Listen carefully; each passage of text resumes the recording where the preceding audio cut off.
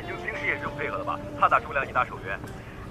其实不是的，他是任何位置都能打，任何英雄都可以，所以一直都是他在教我。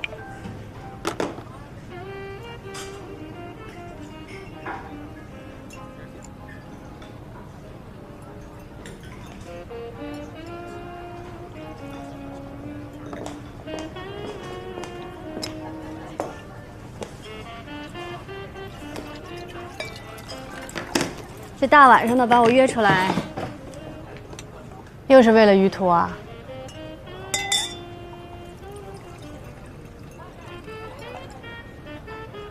哎呀，群里的视频我看过了，我们大学几个闺蜜一聚会，你哪次不是旁敲侧击的把话题引到于途身上说几句啊？是吗？你说他幼稚、自私、理想主义者，你从来都不后悔跟他分手，有那么意难平吗？我说错了吗？他不自私，放弃几倍的高薪去做什么航天梦？那会儿如果不分手，我们还在一起，难道要我一个人来养家啊？现在房子什么价格？北京什么开销？孩子好的教育一年要多少钱？这些都推给另一半承担，凭什么呀？人各有志，而且最主要的是呢，你跟于途，你俩都属于以自我为中心的人，一旦遇到矛盾，绝对不会为对方妥协。分了挺干净。哎，你俩都分了这么多年了，你又不是没谈过恋爱，心心念念的还去管别人的新恋情，人家跟你分手了，还得给你守身如玉啊。他当然能谈了，只是不能跟乔晶晶。下面我们欢迎全国数学竞赛的金牌获得者高三5班的于途同学上台发言，有请。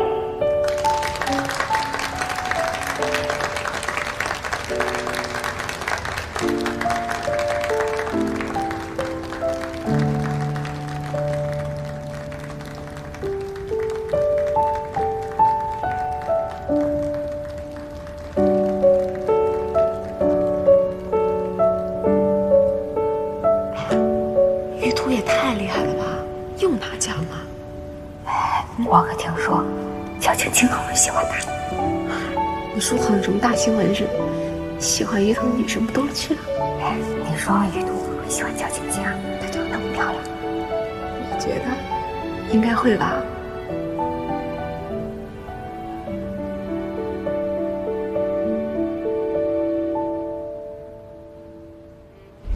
所以，你很介意他？大可不必。他高中的时候成绩一般，还向于途表白过，被于途拒绝了。于途从来就没有喜欢过他。现在，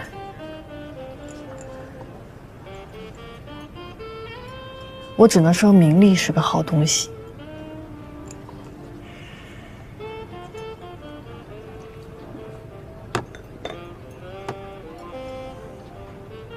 我要去趟上海。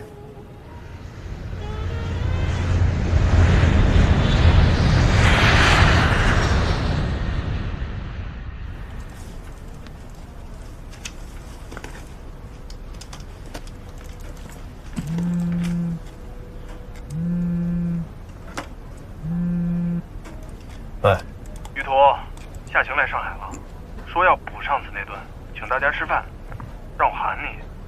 今晚或者明晚都行。我没时间，帮我推了吧。那行，我就问问你，你不去也好，免得取名那个贱人又犯贱。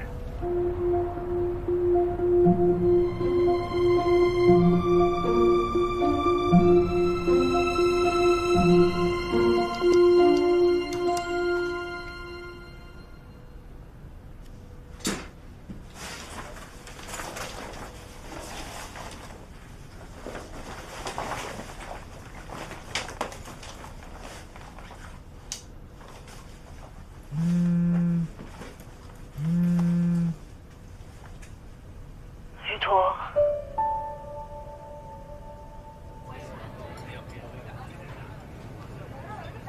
乔小姐是谁呀？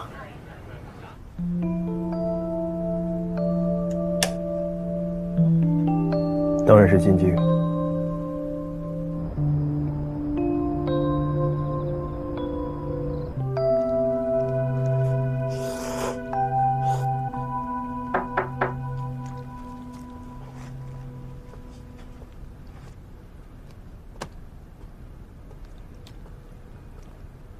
自从你上班之后啊，早出晚归的，见你一面，比10连胜还难。严谨一点，单排10连胜。你厉害。哎呀，你也不带我玩了，游戏也不上了。夏晴来上海约我喝酒，什么意思？你明白吧？心里有点数吧？明天周末了，你要是有空了，没时间，也没必要。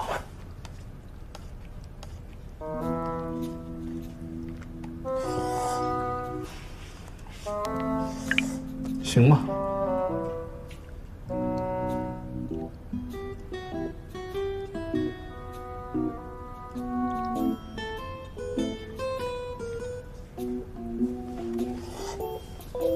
少吃点啊。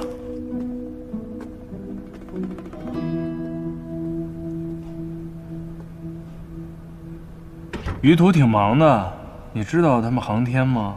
加班是家常便饭，真没时间去市区。他这荒郊野外的，来回得3小时。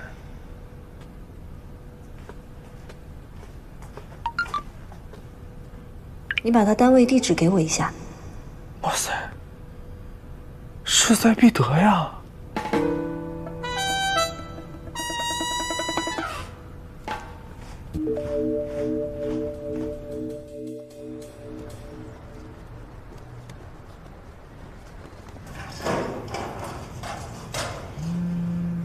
翟亮说你在加班，有空喝杯茶吗？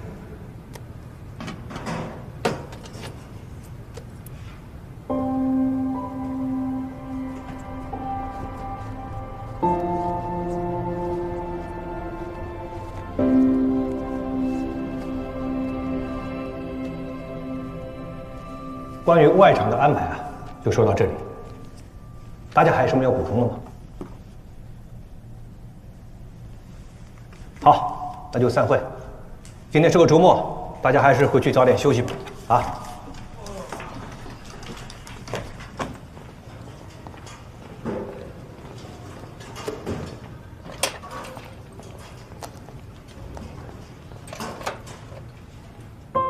我在你单位旁边的咖啡馆等你。8点钟下班，特别能吃苦，特别能加班。走啊，一起出去吃火锅去。你们吃，我有事儿。我先走了。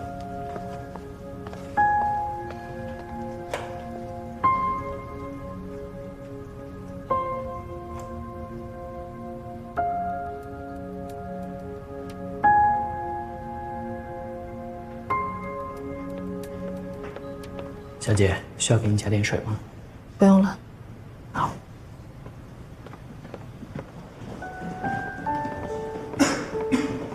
于途，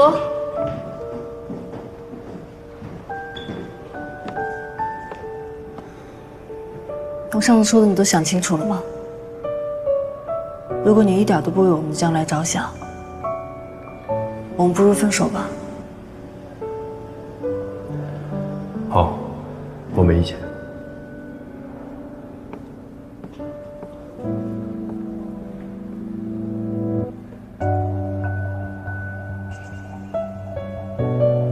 我能赢1次，我就能赢第2次。一起打个游戏而已，算什么？有必要吗？这么多人追你，你要吃回头草啊？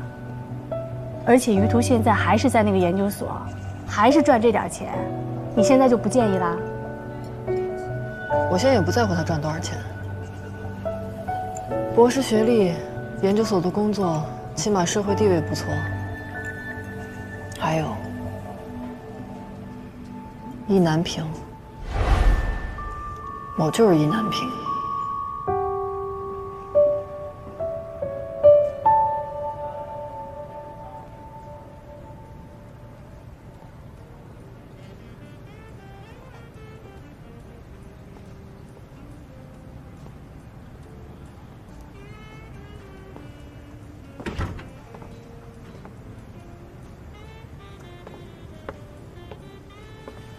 你工作的地方离市区真够远的。翟亮说你手机经常没信号，果然是这样。你们这是保密措施啊？手机不能带进实验室吗？你找我什么事？我等了你2个小时，难道几句话把话说完就走啊？你吃晚饭了吗？要不给你点点东西？吃过了。先生，您看一下需要点什么？不用了，谢谢。好。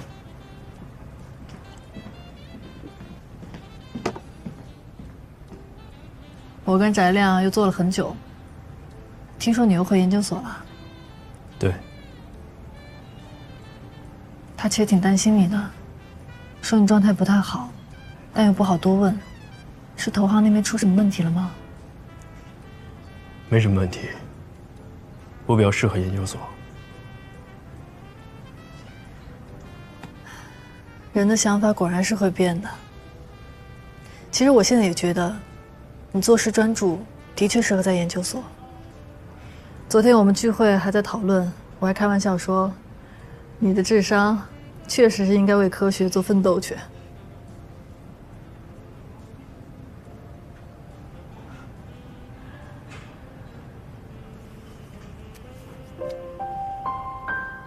以前因为这个还跟你争论，真是太年轻了，总觉得自己才是对的。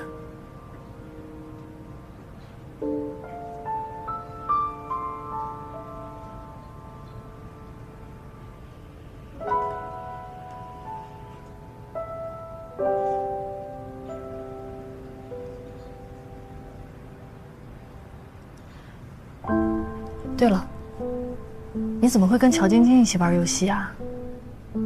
昨天聚会大家还讨论这个，还怪我们没有说乔晶晶是我们高中同学。这我们怎么说呀？一直也跟她不熟，你们还一块喝过酒啊？我想来想去，也不太可能啊。所以等他们一走，就过来跟你证实一下。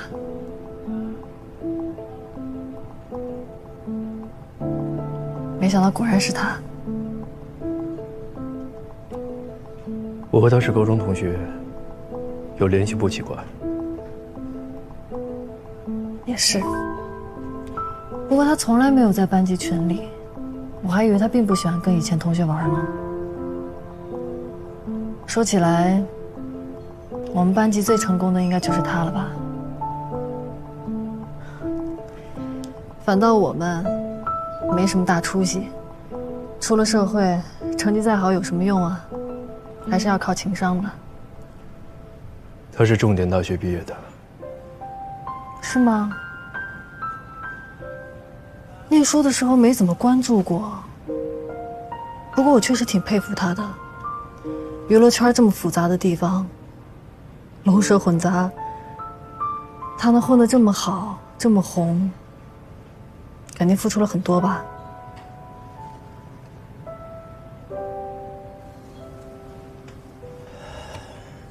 夏晴，我想，我该跟你说声抱歉。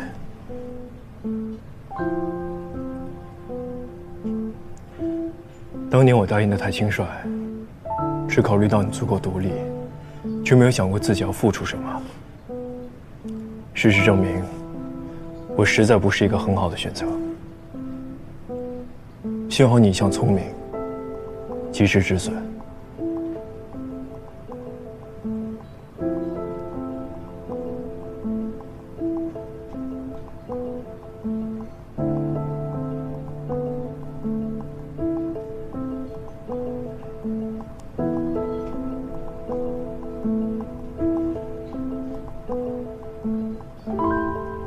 这就是你的风度啊！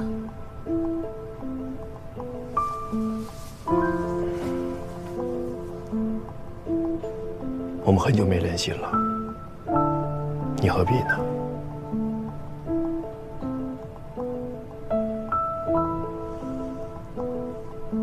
怪不得你要回研究所，毕竟不用再为身外之物担心了。祝你牢牢把握住。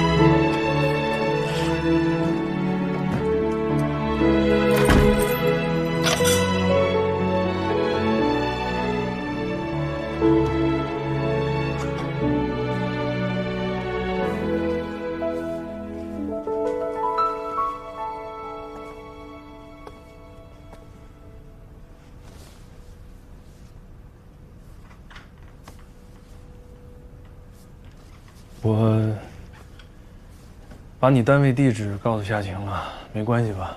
没关系。主要是，我觉得他这次有点太执着了。他以后应该不会再找我了。狼心如铁呀！昨天忘记提醒你，你没和他们提起晶晶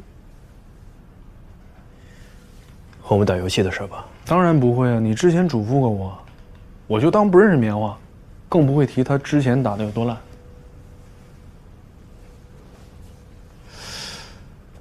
我说，你心里还是……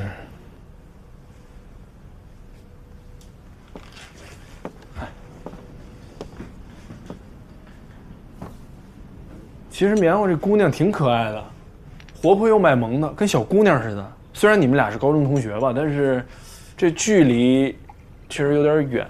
哎，我不是那个说高攀不起那意思啊，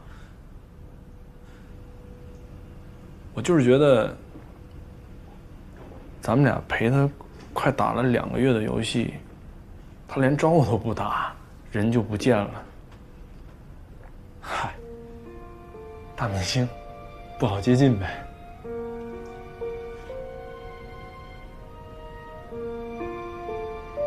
游戏里，他没再上过吗？我看了之前的记录，一直停留在你们比赛那天，最后2场战绩有点牛啊。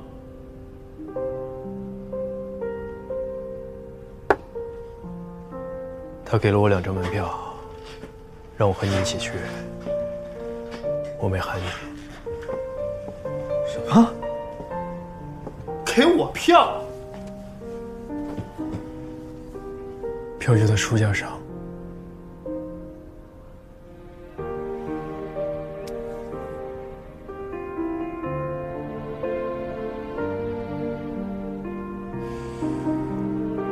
翟亮。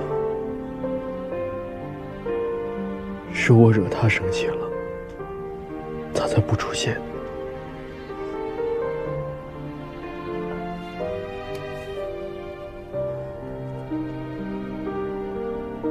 你别误会他。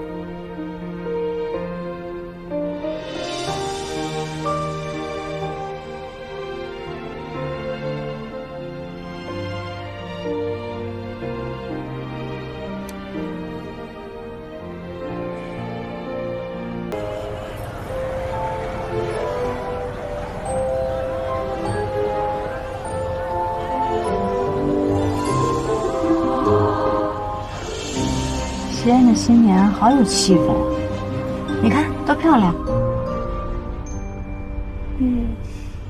明天重庆还有一场路演，后天元旦电影正式上映，我们飞北京参加首映式，之后还有2场路演是在武汉和南京。哎，南京离上海近，要不要顺道回去休息一下？之后再忙起来就再没有时间回去了。你们之后都有什么工作安排啊？几个采访，还有杂志拍摄，还有一个广告拍摄。春节前平台还有几个颁奖典礼都要去一下，但是都在北京。那就不回上海了，直接飞北京吧。行。大年初1的春节晚会，时间可以，那我们去一下吧。哎，离岛的电影进组时间定了吗？年初5唯独试拍，然后初8正式拍。那有些工作能在进组之前做掉呢，全都先安排掉吧。我不想进组以后老请假。行。啊，对了，4月份有个活动，我觉得你应该感兴趣。什么？4月24号是航天日，应该是你之前发了航天民用的那个净化器，主办方邀请你参加他们的晚会。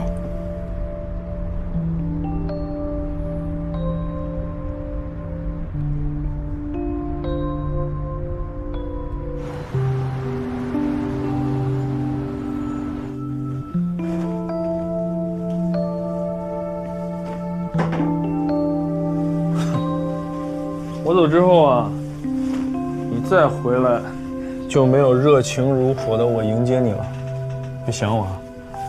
马上我要出差1个月，没时间想你。你能不能给点面子？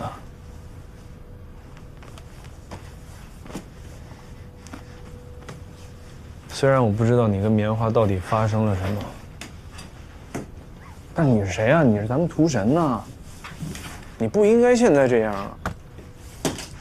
走吧，我送你。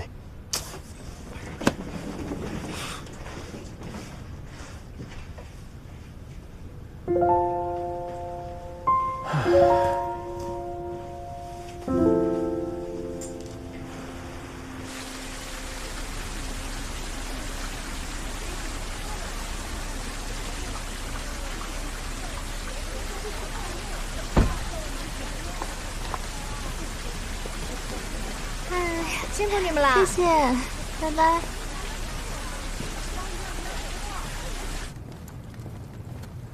那个航天晚会怎么样？我得答复人家了。去啊，为什么不去啊？这是我的荣幸嘛。行，那我就答应人家了啊。我觉得这事儿挺好的，对形象挺正面。再说，说不定还能碰到于老师呢啊。于老师那么优秀，也许当个嘉宾什么的。说不定。哎，上次庆功会于老师就没来，回头你有空了，请于老师吃个饭啊。再说吧。箱子这儿，晚安，早点睡觉啊。晚安，晚安。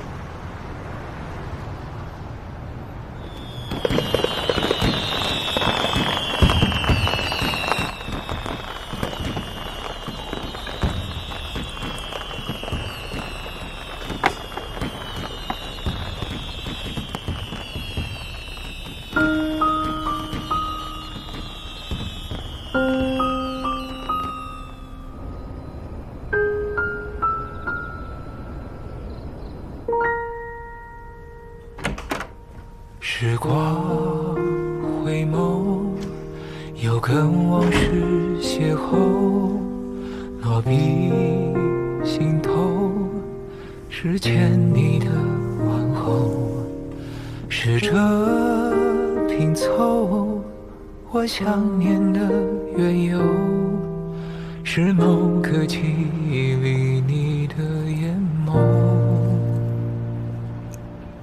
人海路口，你孤单了多久？星空宇宙，我习惯了漂流，两个世界在交汇的入口，我可不可以紧握你的手？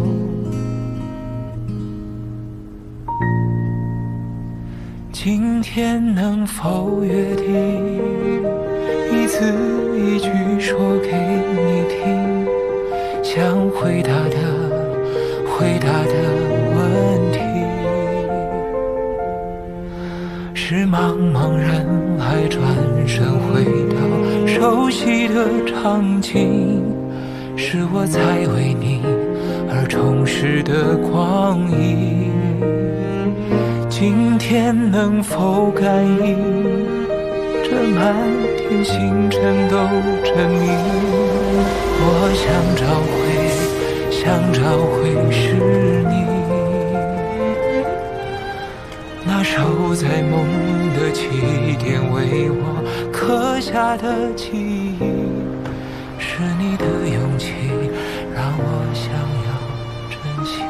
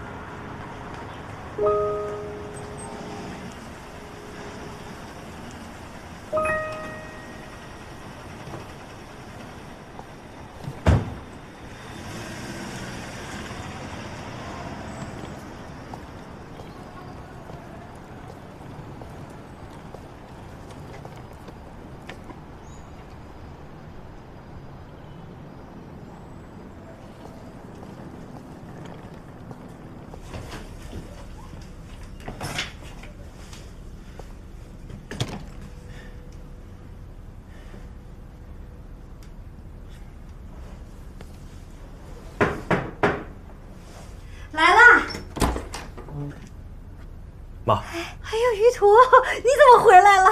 哎呦，老爷，快，儿子回来了！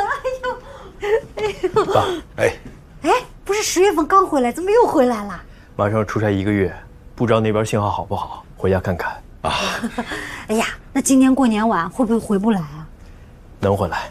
能回来就好。嘿，那就好，我去买点蔬菜。买什么蔬菜？儿子回来了，要吃新鲜的，捡他爱吃的买。虾呀、鱼呀，哎，还有鸡。好了，我知道了。赶紧。哎呀妈，看看，哎，怎么又瘦了？是不是没好吃饭？吃挺好的。这小子。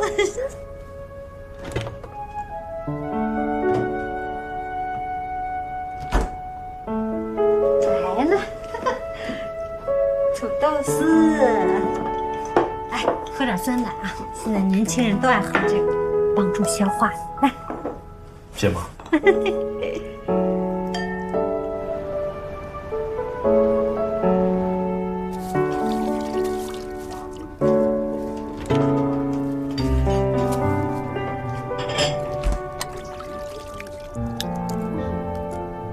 爸，妈最近身体还好吗？啊，挺好的。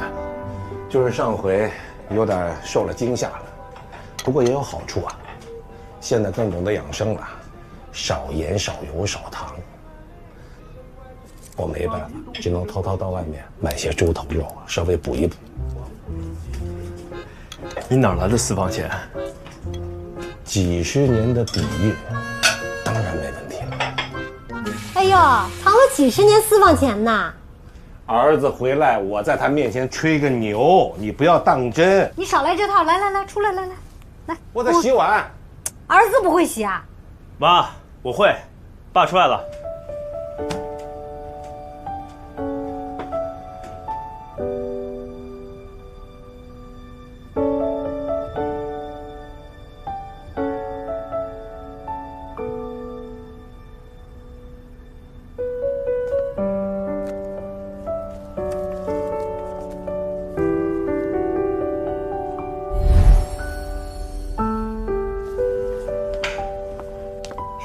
于途，你教我数学吧，我请你吃香酥鸡。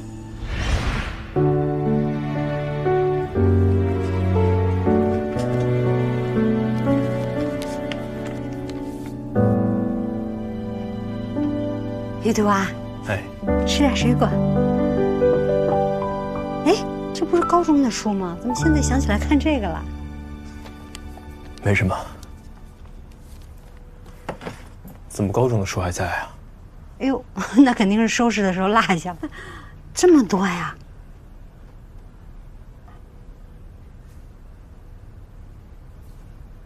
妈，我最早那台电脑呢？哎，我想你肯定不会用了，我放到楼下那个小仓库里了。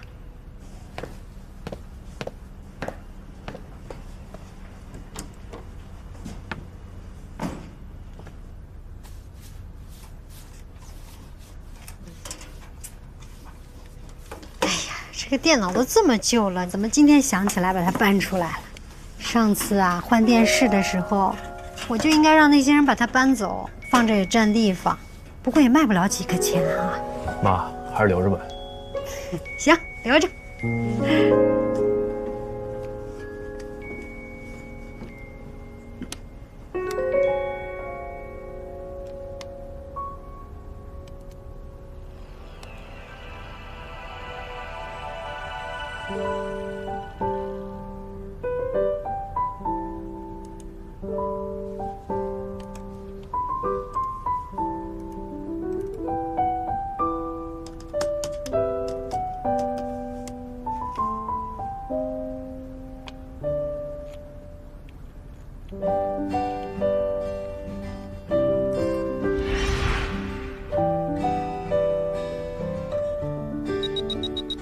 这么快就通过了？我说点什么呀？你好。你好。我在航天论坛的帖子上看见你的 QQ 号，所以加了你。嫦娥1号那个？看见你们讨论太有意思了。你觉得我们真的可以登上月球吗？时间和意愿问题。我以后可不可以请教你一些问题啊？其实我是初学者，只是刚开始有兴趣。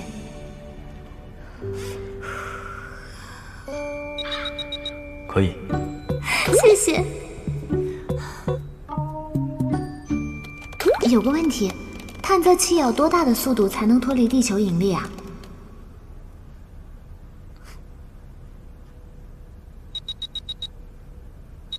这个问题你可以百度。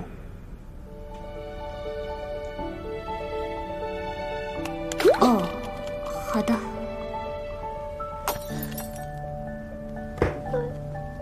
完了，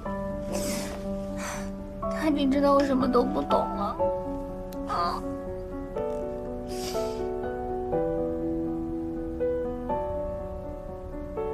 我弄明白了，不过好像去月球不太一样，对不对？因为月球是地球的卫星。Hello， 上次说有问题可以问你还算数吗？我看到你们在论坛上讨论中美航天技术的差距，我们和他们真的距离那么大吗？又不回我。在吗？在吗？难道把我删了吗？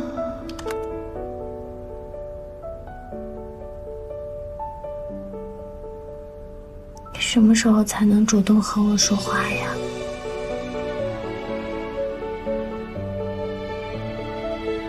群里讨论的好热闹啊！你觉得人类真的能移民到火星吗？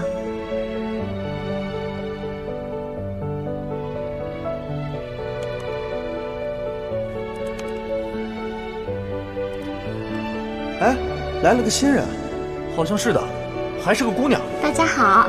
哎呦，真的是妹子，是谁的朋友拉进来的吗？不是的，我在航天论坛上看见群号进来的。妹子，你几岁了？每句话都要带表情符号。17岁。这么小，还在念高中吧？嗯。现在高中生很厉害呀，我们群里也有个高中生，知识储备十分强大。啊，他这么厉害吗？我什么都不懂，就是有点好奇。没事没事，都欢迎。最近他不怎么来了，等他来了，介绍你们认识。星辰，你出现了。下午你错过了你的同龄人。我在的，但是你们说的好专业，我不敢说话。不过他真的好厉害，懂得好多啊。群里有大哥可以帮帮忙吗？有道物理题做不出来。哇，原来是这么做的，谢谢鱼头大哥，你太厉害了。鱼头大哥，昨天你的解法老师说是错的。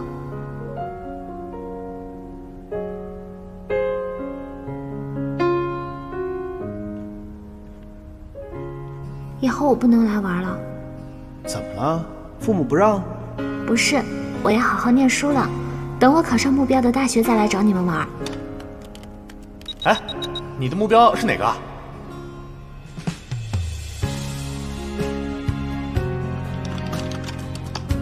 清华。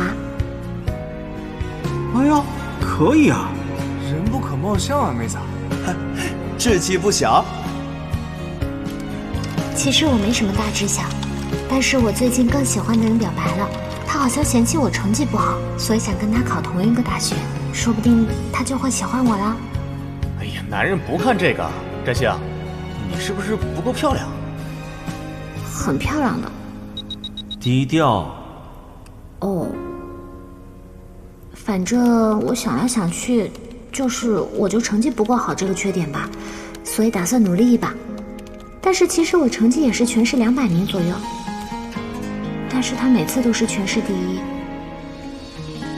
可以的，这差距很大呀。我觉得我可以再努力一下。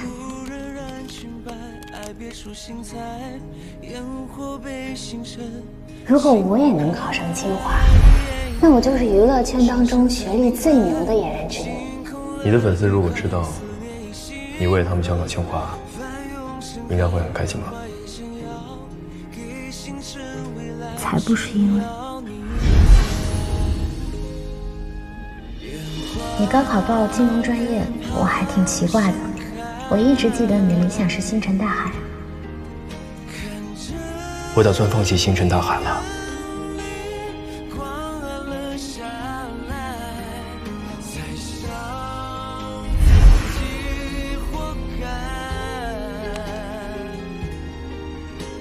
你之前说你要放弃，为什么？是因为家里人吗？可是我记得你舅舅也是搞航天的，你父母为什么会反对啊？因为你数学物理一直都满分啊。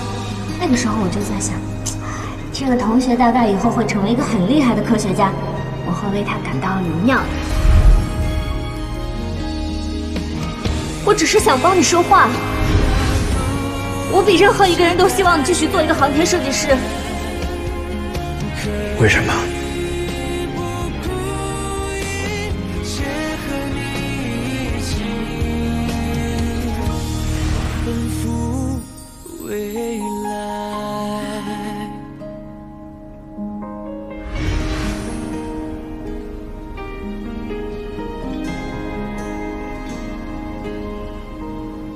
我再也不会问你为什么了。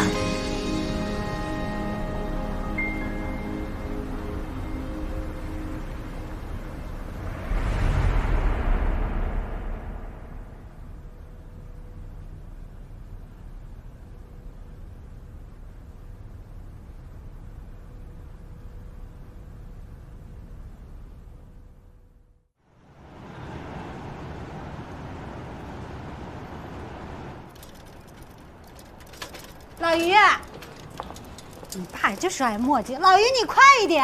哎，出来遛弯，你拿个保温杯干什么？老张刚给我打电话，约我打牌。打牌就知道打牌，儿子都回来了，还有心思打牌？我已经陪了他好几个小时了呀。那行，9点以前必须回来啊！一定，好好照顾你妈。是，就知道打牌。儿子回来啦！是，中午刚到。你们家怡图真是越来越帅了，有女朋友了吗？工作太忙没顾上。再忙嘛，终身大事不能耽误的呀。在外地工作啊，就是这点不好，家长管不到。要是在本地工作嘛，孩子都可以上学了。就是啊。回头我看看有没有上海的，帮你介绍啊。你别忘了啊。哎，再见。快走！哎呀，这个阿姨就爱操心。跟妈说说啊，下午是不是有什么心事啊？上次回家前，我跟单位提了离职，但是现在还是回去了。妈一直觉得你最像你舅舅，你从小就崇拜他。老跟小伙伴们吹牛，说我舅舅啊是发射火箭的。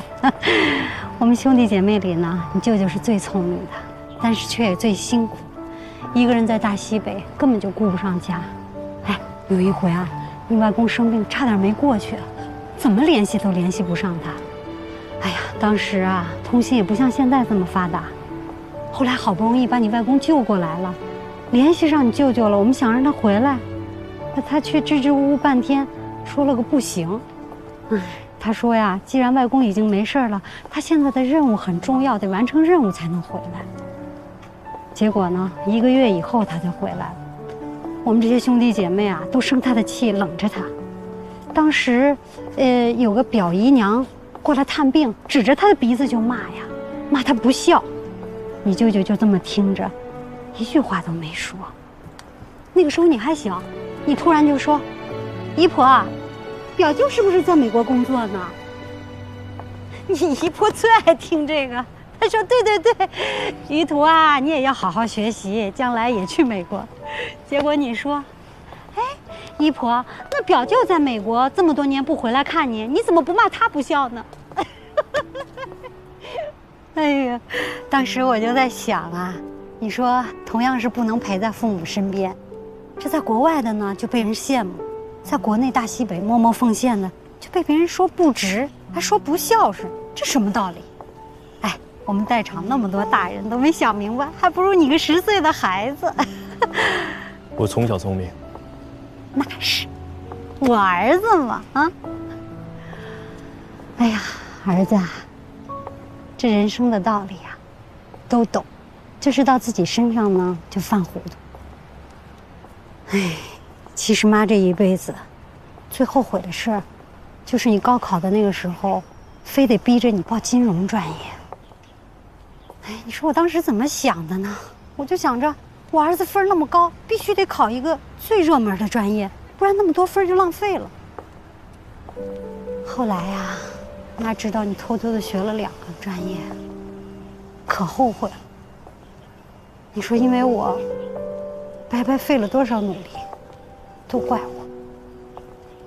儿子啊，跟妈说实话，你打算离职，是不是因为上次妈生病了？妈，傻儿子，你又想多了。你以后做什么事儿啊，不用总想着我们怎么样怎么样，管好自己就好，啊。儿子，妈真的为你骄傲，你已经做得够棒了。我跟你爸呀，都被别人羡慕死了。答应妈，真的没必要什么事儿都做到最好，啊。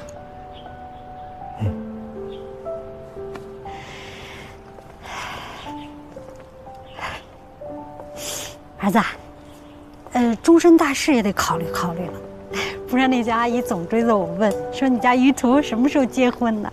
哎，这条件不要太高，不用长得太漂亮，最好会照顾人。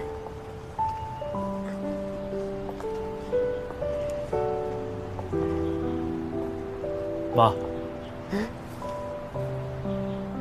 我大概喜欢反过来的。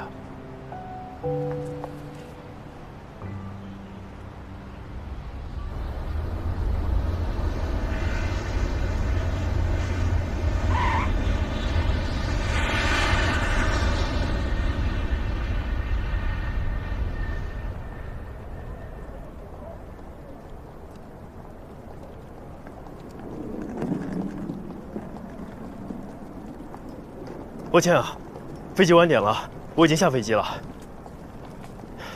好，我马上到。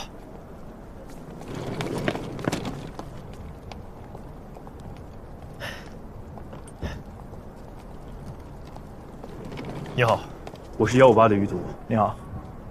哎，你们院子那辆车已经满了，你们不是一起来的吗？我从别处飞过来的。那你坐最后那辆车吧，再等几个中科院同事到了就可以走了。谢谢。不客气。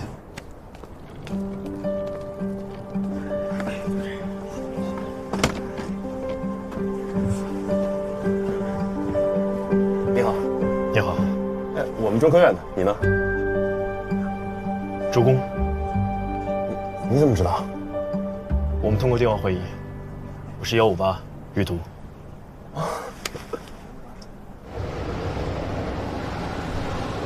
我听以前参加过外场实验队的人说啊，这基地的伙食特别好，还专门请了这个拉面师傅。我听完之后啊，我就一直期待到现在。你怎么一天到晚净想着吃？北方人嘛，不就爱吃面食这一口吗？哎，于哥，你是南方人吧？你会不会吃不惯？哦，不会，能吃饱就行。于工长得帅，一开口的确就是咱们理工男，还真是。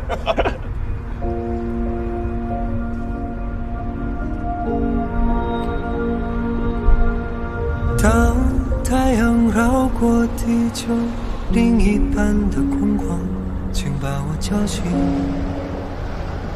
我想去看黎明。当冰霜落在秋天最温暖的地方，请把我叫醒，我像和他一样，散落在金色的落叶里，和泥土成为一体，坠入在汪洋的天际里，随晨曦消散而去。到了啊，同志们，我们要生活1个月的地方。生来是应有这天的意，何必要低着头学爬行？冉冉升起的云想聚集，熊熊烈火燎原在我眼中。我生来是应逆风而行，何必要低着头。各位老师，基地风沙大，做好防护再下车。那个镜头错了，过来，前面吗？这边登记一下。慢点，慢点。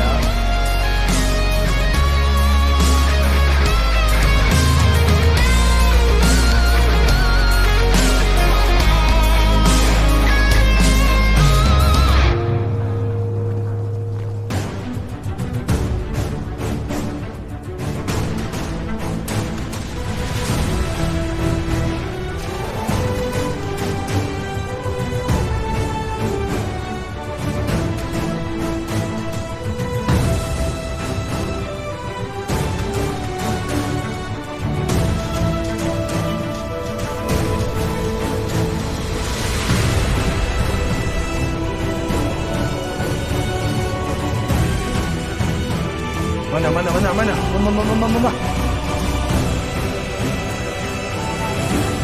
哦！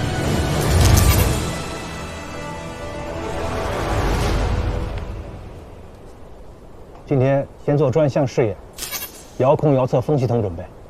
场外确认，天线和设备状态是否正常？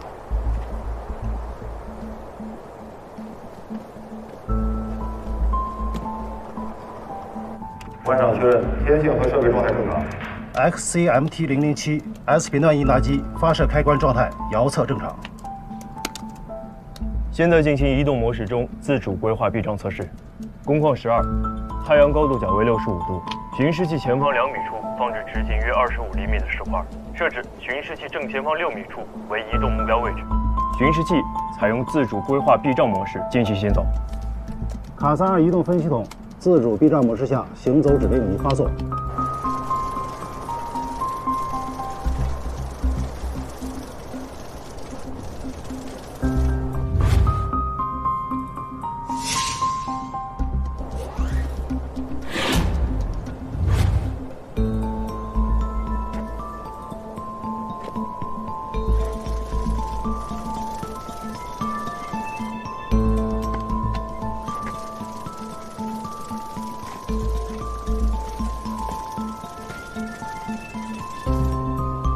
巡视器移动正常。巡视器移动分系统遥测数据判读正常。巡视器 GNC 分系统遥测数据判读正常。接下来进行工况12第2次实验，太阳高度角为75度。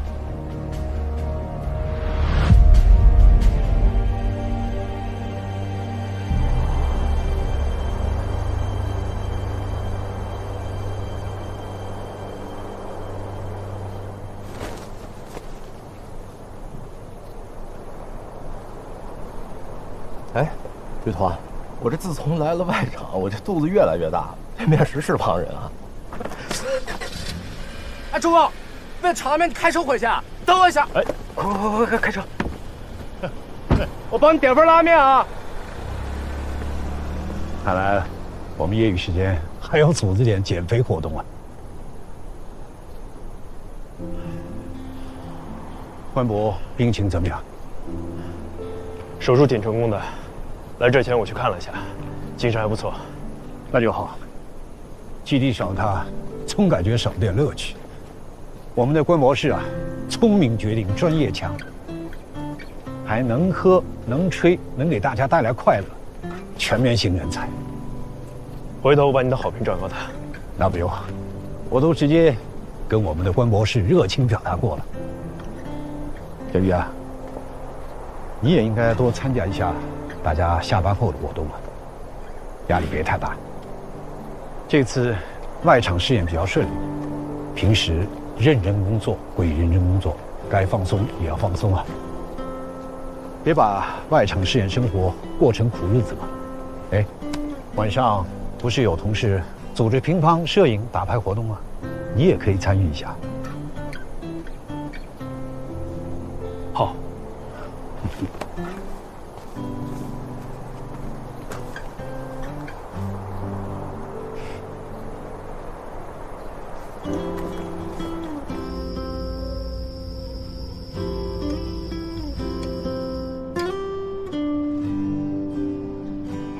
真的可以啊！你来看看。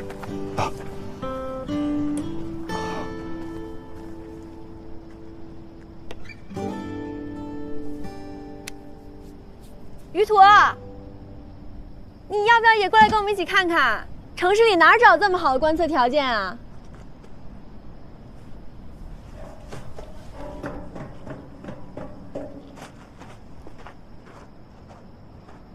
我们正找你呢，玉兔号啊，你的同名车。那你除了望远镜，还有超能力啊！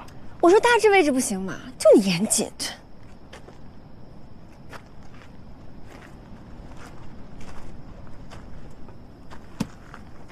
203口径，这带烟火谁带的？我们李总。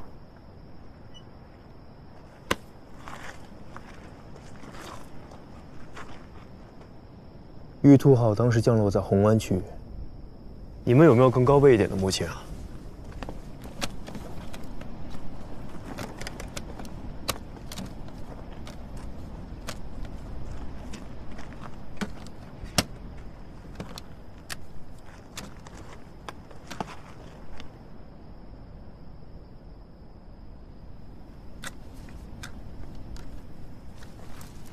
只能放大成这样了。OK。哎呀，我们的小兔子就这么孤单单的在月球上，看看。我忽然想起一句话，很适合你。什么？可是你已经是看过最多星星的一只兔子了。玉图，水星的位置在哪儿啊？这个月能看见吧？应该可以。不过，水星的观测窗口比较短，现在晚了一点，在太阳落山后1小时左右，比较容易观测到。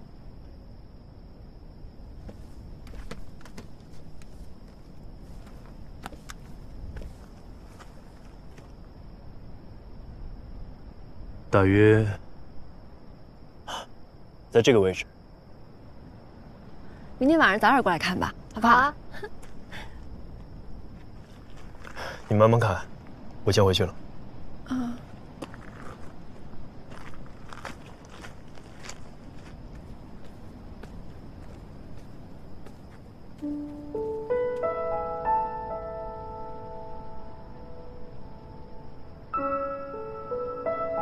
我忽然想起一句话，很适合你。什么？可是你已经是看过最多星星的一只兔子了。之前都被你带晕了，你凭什么说自己一事无成啊？就算你现在要放弃以前的事业，从头再来，但是之前做过的事就在那里呀。虽然不知道你具体做了什么，但是一定很有价值。所以就算你以后不做这份工作了，也不用否定以前吧。起码为了理想争取奋斗过，比从没尝试过就妥协，我觉得这起码不是错误。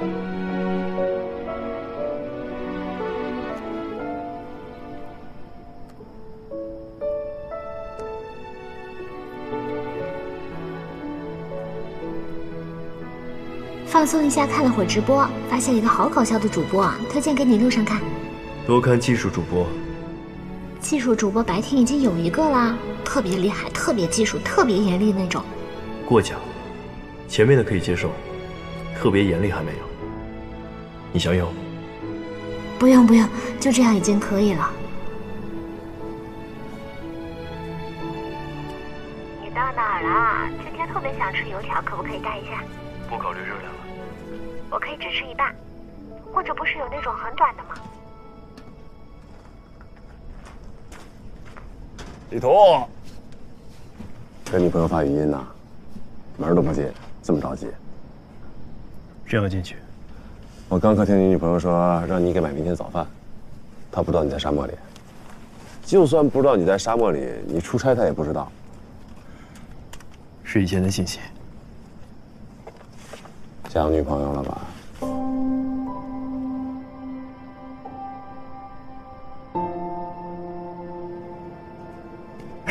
于宗主，快来，江湖救急！刚我们那牌楼上那俩给女朋友打电话全跑。哎呀，你快点！这聊天，快点了啊！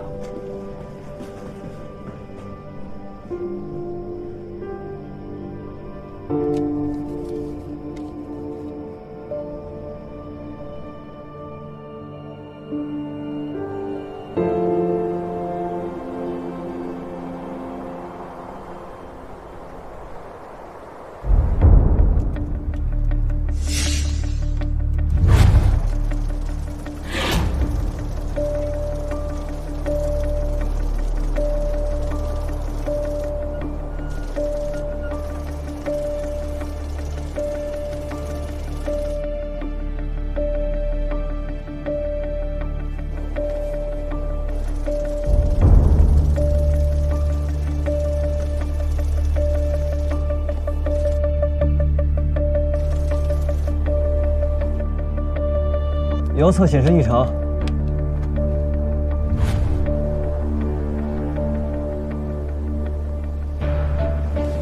走偏了。导航测试工况3发生异常，偏离了目标。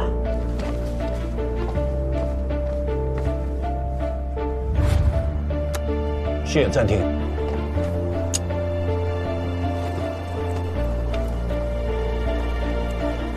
李总，哎，不让快点给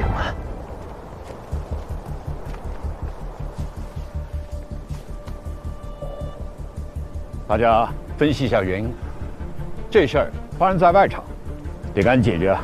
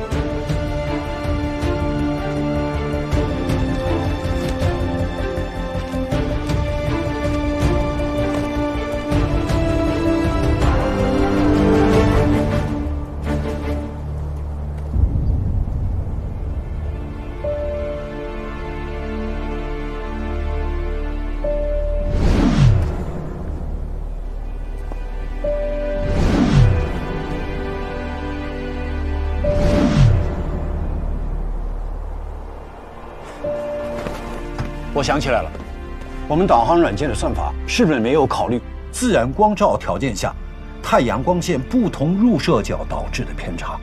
对呀，外场自然条件下的光照和内场实验室的光照条件不同，很有可能是这两者的区别导致了视觉系统在辨别时产生的偏差。这还真是个盲区，我们立刻修改参数，升级算法。目前看来，这一可能性很大，抓紧时间做确认实验。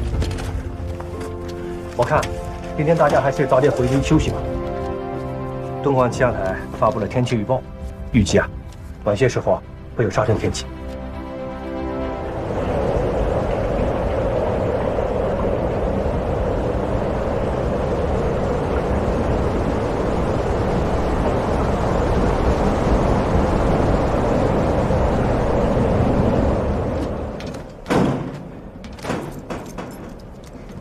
哎，走啊，洗澡去。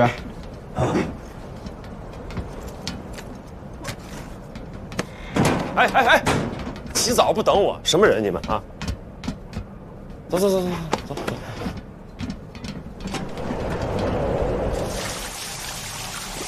我这还第一次看见沙尘暴，那个回头不是还要做那沙箱实验吗？不如就用这次沙尘暴在自然条件下做个实验了。条件可量化，结果可分析，措施可重复，这也要我说啊？这我能不懂吗？你的幽默感呢？别贫了，快洗了，后面还有同事等着呢。5分钟结束战斗。哎，一会儿打牌吧，我跟于途一组。哎，要脸啊！于途跟我一个屋了，还跟我一办公室呢。我一带来的零食全被你们领走了，不能让我赢掉。哎，我建议带我，就别带于途了，一天下来脑子都累死了，打个牌还算来算去，没有娱乐精神。哎，我说你们这人怎么能这样？就是因为人家于公精于排挤，你们就打压人家、排挤人家呢？一共108张牌还要算，你们这是在人身攻击啊！不过今天我不打了，赢的零食都被我们周公拿去给女同事了，我不想再给她打工了。哎，出卖我！在你抱着所有的零食去串门，连个苹果都不留给我的时候，就注定了今天的结局。我那不是看你有女朋友，怕叫你去影响不好吗？周公，这你可别瞎说啊！我们于途虽然一表人才，但是跟我一样都是单身狗，有个屁的女。你得了吧！我跟你说，就你是单身狗，人家于途有女朋友，前2天我都看着了，女朋友给他打语音电话，还撒娇呢，让他买早点。买早点啊？不会吧？他每天早上都在食堂吃啊？哎，你不会在我们所里边找一个吧？你不会真在所里找一个妹子吧？我来洗，后面还有人呢。